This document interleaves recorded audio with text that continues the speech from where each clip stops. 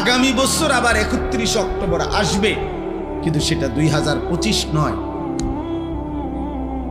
তাহলে হুবহু এই শিরোনাম আর কোনদিন আসবে।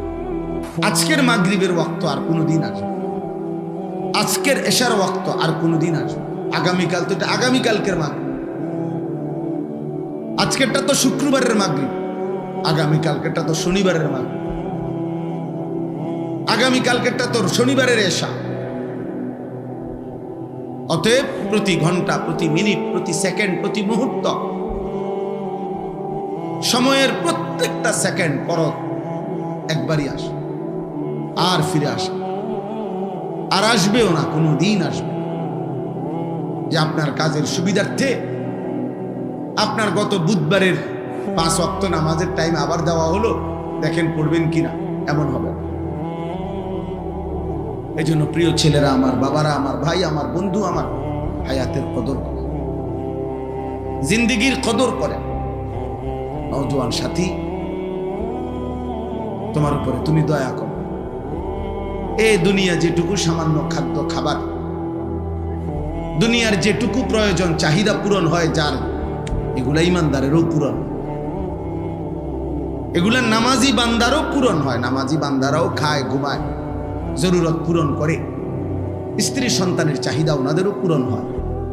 খাদ্য খাবার, উপার্জন, ঘর বাড়ি, প্রয়োজন পরিবার, খাট পালং, সোফা, ফার্নিচার কম বেশি সবারই হয়ে যায়, কিন্তু আখেরাত সবার হবে না। দুনিয়া নাফরমানের যেমন মিলে, ইমানদারেরও মিলে, প্রয়োজন পরিমাণ দুনিয়া সবাই পায়, কিন্তু আখেরাত বড় কঠিন হবে, পরকাল বড় কঠিন হবে। প্রিয় ছেলেরা, তোমরা যারা দিনের পর দিন নামাজ পড়ো না, এক ওয়াক্ত নামাজ পড়ো না, একটা সেজদা দিতে মন চায় না,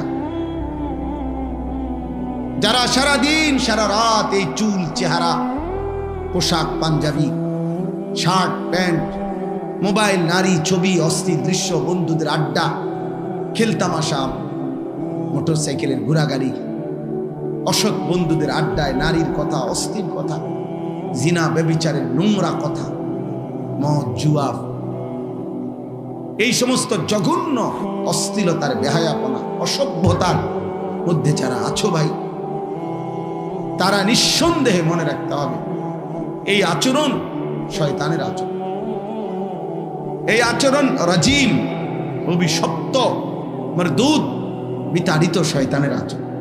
আমি আজকে জুমার বয়ানে বলছি,